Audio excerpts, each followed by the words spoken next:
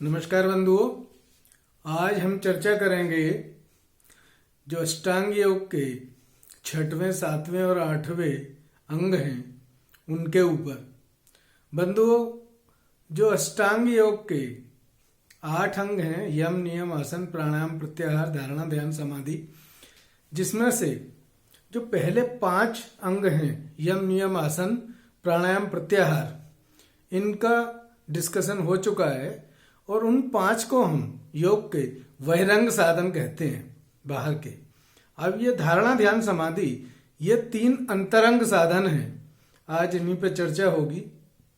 बंधुओं, पहले धारणा पर आते हैं। धारणा क्या है? धारणा का मतलब होता है कि इस संसार को हम किस रूप में धारण करते हैं, यानी ये दृष्टिकोण से संबंधित मामला है कि हमारा दृष्टिकोण क्या है। संसार को धारण करने के 2 दृष्टिकोण होते हैं। एक तो दैवी दृष्टिकोण होता है, जिसको हम बोलते हैं दैवी धारणा, दिव्य धारणा, और दूसरी होती है आसुरी धारणा। जो दिव्य धारणा होती है, उसके अनुसार इस ब्रह्मांड का जो निर्माण है, जो सृष्टि है, ये ईश्वर ने जो है इस ब्रह्मांड की रचना की है, और उनको जो है हम जो भी काम करते हैं उन ईश्वर के लिए उनको अर्पित करके, उन्हीं के लिए, उन्हीं की हम भक्ति करते हैं, उन्हीं के लिए हम सारे कर्म अर्पित करके करते हैं, अनासक्त होके। और हम जो संसार में आए हैं और अपना सारा काम ईश्वर की सेवा समझते हुए, ईश्वर को खुश करने के लिए सारे काम करते हुए, और अंत में हम मोक्ष को प्राप्त होते हैं और जिस सत्ता से आए हैं उसी सत्ता में हम जो है लीन हो जाते हैं, और हमारे जो शरीर है वो समाप्त हो जाता है और आत्मा हमारा परमात्मा में स्थित हो जाता है। ये जो है हमारी दिव्य धारणा होती है। दूसरा जो धारणा है वो है आसुरी धारणा। आसुरी धारणा में बोलते हैं कि संसार जो है वो अपने आप बना हुआ है, ये जो है प्रकृति ने बनाया और इसका सिर्फ एक ही उद्देश्य है, खाओ पियो मौज करो, इंद्रियों का भोग भोगो, खूब मनमाने काम करो, खूब लोगों पे अपना हुक्म चलाओ, टेरर पैदा करो और जो है परेशान करो, जितना ज्यादा हो सके उतना लूट खसूट करो, और संसार को जो है ज्यादा से ज्यादा अपना उपभोग करो, ज्यादा से ज्यादा इसको मिसयूज करो और अपने जो है स्वार्थ के लिए जिंदगी जियो। जो दिव्य धारणा जो है वो परमार्थ पे आधारित है, और ये जो दैवी जो आसुरी धारणा है ये हमारी स्वार्थ पे आधारित है। दिव्य धारणा में भी जो जब तक मनुष्य की कामेच्छा होती है, जब तक मनुष्य की कामनाएं होती हैं, स्वर्ग की कामना रहती है, जो ज्यादातर लोगों में दिव्य धारणा में भी स्वर्ग की कामना जो है लोग करते हैं कि भाई हमको स्वर्ग की प्राप्ति हो जाए, स्वर्ग की प्राप्ति हो जाए, भोगों की प्राप्ति हो जाए। तो जो देवता लोग यही चाहते हैं, लेकिन हमें इससे भी आगे जाना पड़ता है, वो भी बंधनकारी होती हैं। तो जो धारणा है, तो इसमें सबसे पहले हमें अपनी धारणा को पुष्ट करना होता है, अपने दृष्टिकोण को बदलना होता है योग मार्ग पर चलने के लिए। जब हमने यम, नियम, आसन, प्राणायाम, प्रत्याहार को साध लिया तो हम दिव्य धारणा को, फिर ब्राह्मी धारणा पैदा करते हैं कि हर चीज में ब्रह्म रूप के दर्शन करते हैं कि भाई ये जो एक ही तत्व से सारा संसार बना हुआ है, और जो ये हर चीज में ब्रह्म तत्व विद्यमान है, और ब्रह्म तत्व का ही ये जो है रूपांतरण है। ये ब्राह्मी धारणा रख के फिर हम ध्यान लगाते हैं। धारणा। दूसरा क्या है कि एक जो है जब हम ध्यान लगाते हैं तो एक कोई इष्ट सेट करते हैं, कोई रूप, कोई नाम रूप को लेते हैं, या किसी जो है देवता का या किसी इष्ट का हमने जो है वो स्वरूप ले लिया, और उस स्वरूप पर चित्त को हम एकाग्र करते हैं, उसी पे फोकस करते हैं। इसको हम बोलते हैं धारणा। फिर जब धारणा पे जब हम कुछ समय के लिए अपने मन को केंद्रित करना शुरू कर देते हैं तो हमारी धारणा कुछ समय के पश्चात सिद्ध हो जाती है।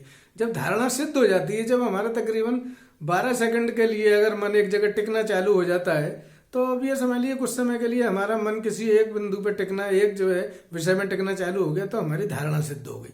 धारणा सिद्ध होने के बाद फिर आता है ध्यान। ध्यान क्या होता है कि जो हमने धारणा बनाई है या जो हमारा विषय बनाया है केंद्रित करने के लिए, उस विषय वस्तु में चित्त की वृत्ति का एक तार चलना, यानी उस हमारे समस्त जो हमारे भाव विचार सारे के सारे एक ही विषय पे जब केंद्रित हो जाते हैं और हमारी वृत्ति जो है एक ही विषय में लगातार चलती है और उस पर स्थिर हो जाती है, उसको हम बोलते हैं ध्यान। तो जो तकरीबन 12 सेकंड की एक धारणा होती है और 12 धारणा का एक ध्यान होता है, तो 12 धारणा का मतलब हो गया करीब 1.5 मिनट, यानी आप करीब करीब 150 सेकंड जब हमारा 2.5 मिनट जब एक जगह हमारा चित्त स्थिर होना, एक विषय में लगना चालू हो जाता है, तो हम बोलते हैं कि भाई अब ध्यान लगना प्रारंभ हो गया है।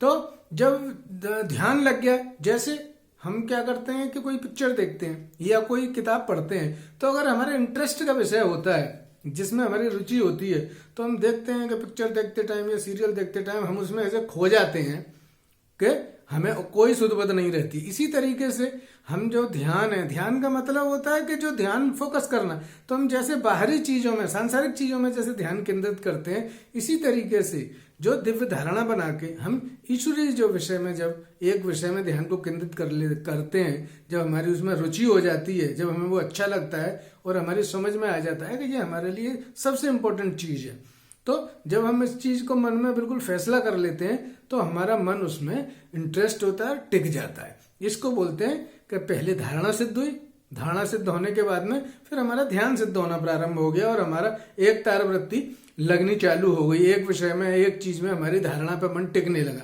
जब हमारा ध्यान लगना प्रारंभ हो जाता है तो हमें समय का आभास नहीं होता है। मान लीजिए आप पहले बैठे, शुरू में आपने 5 मिनट ध्यान लगाया, 10 मिनट की हुई, फिर धीमे धीमे ध्यान लगाने की ये हो गई कि भाई आप आधा घंटा 25-30 मिनट आराम से ध्यान लगाते हैं। तो जब ध्यान लगना प्रारंभ हो जाता है तो हमें क्या होता है कि भाई कोई जो है विक्षेप नहीं होता है ध्यान में, एक जगह मन टिका रहता है और समय का पता नहीं चलता है कि आप शुरू में लगते हैं अरे बहुत देर हो गई, आंख खोल ली। ये जब आपका ध्यान लगना प्रारंभ हो गया तो क्या है कि आपको पता ही नहीं लगेगा, आपका जो टाइम है 25 मिनट 30 मिनट, वो जब सिटिंग पूरी हो जाएगी तब जाके आपका आसन से उठने का मन होगा और एक अंतराल सेट हो जाएगा। उस अंतराल पे हम अपना ध्यान लगाएंगे और वो ध्यान अपना लगना प्रारंभ हो जाएगा। फिर आती है, इसको बोलते हैं ध्यान। ध्यान के बाद में फिर आती है समाधि।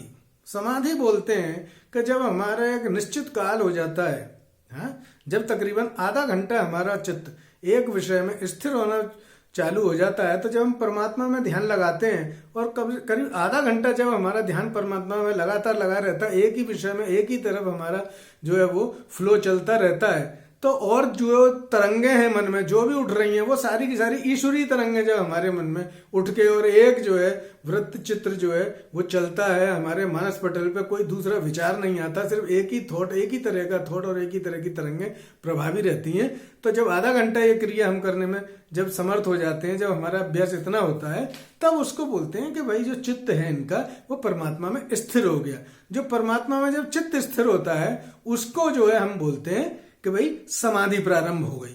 तो बंधुओं, पहला अंग यम, नियम, आसन, प्राणायाम, प्रत्याहार, धारणा, ध्यान, समाधि, ये हमारे 8 अंग हैं। जब 7 अंग हमारे सिद्ध हो जाते हैं तब जाके हमारा योग प्रारंभ होता है।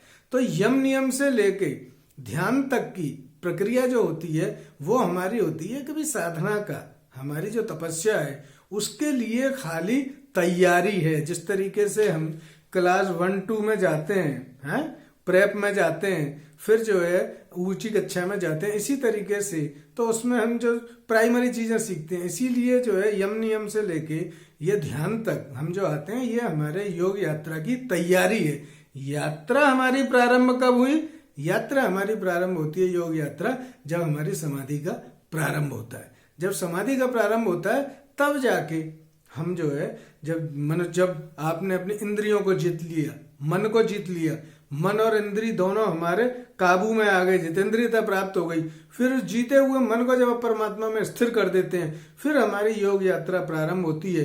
और जब योग यात्रा प्रारंभ हो जाती है तब हमारी जो है समाधि की विभिन्न अवस्थाएं प्राप्त होती हैं। पहले हमारा संप्रज्ञात योग सिद्ध होता है, फिर असंप्रज्ञात योग सिद्ध होता है, और जाके हमें जो है वो संप्रज्ञात योग की जो अंतिम अवस्था होती है उसमें जाके विवेक ख्याति की, विवेक ज्ञान प्राप्त होता है। वहां जाके हमें आत्मदर्शन की प्राप्ति होती है, और जब आत्मदर्शन की प्राप्ति हो जाती है तब जाके हमारे जो सारे संशय मिट जाते हैं। उसके बाद फिर जब हम निर्विषम, यहाँ तक हमारा पुनर्जन्म होता है, यहाँ तक अगर हमारी डेथ हो जाती है इतनी से जो है साधना सिद्ध होने के बाद भी, तो फिर हमें जन्म लेना पड़ता है, लेकिन जीवन मृत्यु से हमारा छुटकारा पूरी तरीके से नहीं मिलता। फिर आगे अगले जन्म में आपको तपस्या करनी पड़ी, फिर वहां से जो है वही संस्कार मिलेंगे और वो संस्कारों के साथ में फिर अगले जन्म में तपस्या प्रारंभ होगी।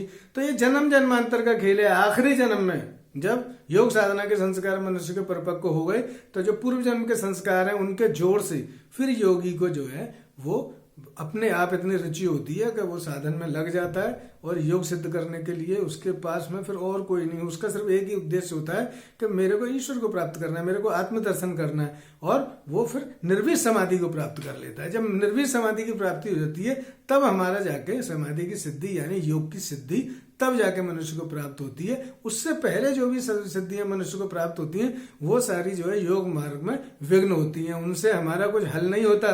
नेम फेम ख्याति मिल जाएगी, अरे बहुत पहुंचे हुए हैं, उन्होंने मन की बात बता दी कि उन्होंने ये बताई तो ये सही हो गई, ये गलत हो गई, वो सब चीजें आप प्राप्त कर सकते हैं। भैया कोई भी चीज है, आप जो है अपनी उस शक्ति का अगर दुरुपयोग करते हैं तो फिर योग मार्ग से तपस्या भंग हो जाती है। इसीलिए कहते हैं कि हमें बाज जैसा नहीं होना चाहिए। इसीलिए बताया ये हंसों का मार्ग है।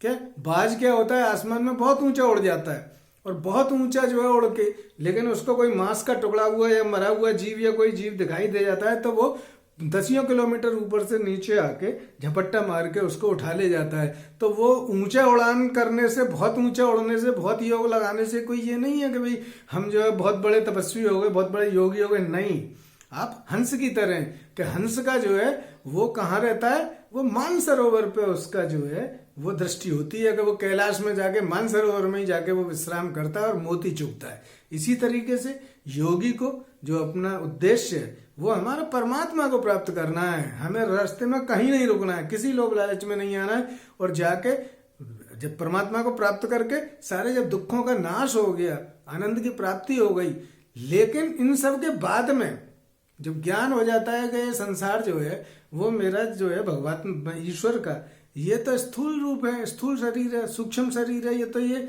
जो कुछ संसार है ये तो परमात्मा का जो है मेरा वृंदावन है, परमात्मा का शरीर है, और मेरा आत्मा जो है वो परमात्मा है, ये ब्रह्म तत्व है, ये जो है परम ब्रह्म है, आत्मा जो है मेरा अनंत है, अखंड है। जब ये ज्ञान हो जाता है तो फिर जो है हमें ज्ञान होता है कि अब हमें ईश्वर के संसार की अपना समझ के सेवा करनी है, और अंतिम सांस तक जो है फिर हम सेवा के भाव से संसार में वर्तते हैं। जब हम सेवा करने में समर्थ हो जाते हैं संसार की पूरी तरीके से आखिरी सांस तक, तब जाके हमारा कर्तव्य का निर्वाह, क्योंकि इसी को बोलते हैं कि भाई योग संग्रह के लिए योगी कार्य करते हैं। जैसे कृष्ण भगवान ने किया कि भाई संसार में कोई भी कार्य मेरे लिए अब जो है वो नहीं है, क्योंकि मैं तो खुद जो है अवतार हूँ, मेरे को कोई कमी नहीं है, लेकिन फिर भी मैं कर्म करता हूँ। क्यों कर्म करता हूँ? लोक संग्रह के लिए, कि लोग जो है मैं जो करूंगा वैसा ही दूसरे लोग आचरण करेंगे। इसलिए योग सिद्ध करके आप एक साधारण मनुष्य की तरह सारे अपने जो कर्तव्यों का ईश्वर को अर्पित करके निर्वाह करते हुए सेवा कार्य को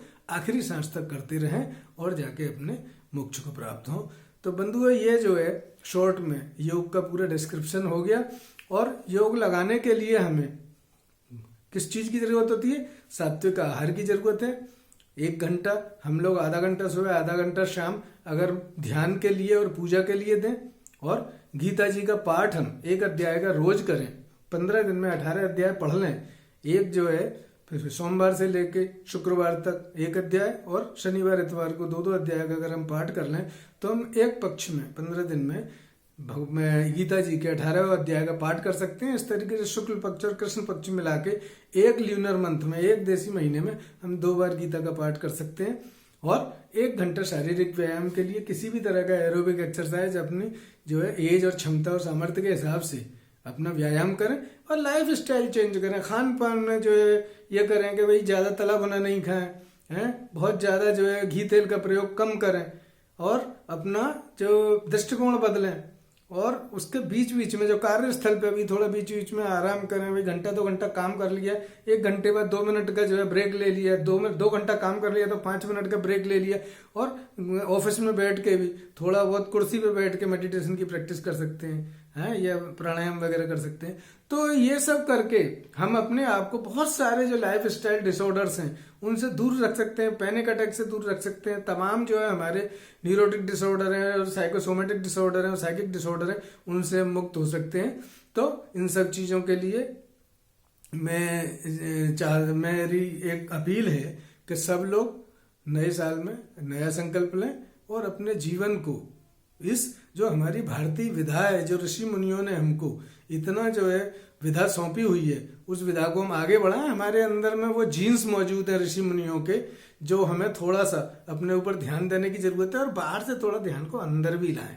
तो हम बाहर देखें लेकिन अंदर को भी देखना प्रारंभ करें। अंतःकरण में जो परमात्मा बैठा हुआ है उस आत्मा की आवाज को सुने और उस पर चलना प्रारंभ करें। तो अपने जीवन को इस तरीके से हम जी सकते हैं कि भाई ये जो है हमारा एक एक्टिंग है। हम संसार में आए हैं तो एक एक्टर की तरह है कि एक्टर जैसे फिल्म में बेस्ट एक्टिंग करता है, ऐसे ही यहाँ एक्टिंग करके हमें एक दिन चले जाना है। ये शरीर तो छूट जाएगा, संसार को छोड़ के वापस जो है ईश्वरीय सत्ता में विलीन हो जाना है। तो इसलिए हम अपनी एक्टिंग को बेस्ट तरीके से करें, क्योंकि यहाँ पे हमारा कुछ नहीं है। हम तो यहाँ पे एक मेहमान कलाकार की तरह आए हैं और एक दिन हमें यही सब कुछ छोड़ के जाना है। तो मेहमान बन के रहो और किसी चीज को अपना मत समझो। परमानेंटली हमारा कुछ भी नहीं है और एक किराएदार की तरह हम रह के, एक एक्टर की तरह रह के संसार से हमें चले जाना। इस चीज का हम ध्यान रखें और जो जीवन का हमारा लक्ष्य है, जो पुरुषार्थ है, धर्म, अर्थ, काम, मोक्ष, इस तरीके से हम चारों अंगों को पुरुषार्थ का पालन करते हुए अंत में ईश्वर को प्राप्त करके मोक्ष को प्राप्त हों। ओम नमो शिवाय और जय श्री कृष्ण। और बंधुओं, ये जो है इस चैनल को अगर आप पसंद करें तो इसको शेयर करें, लाइक करें और सब्सक्राइब करें। Thank you very much.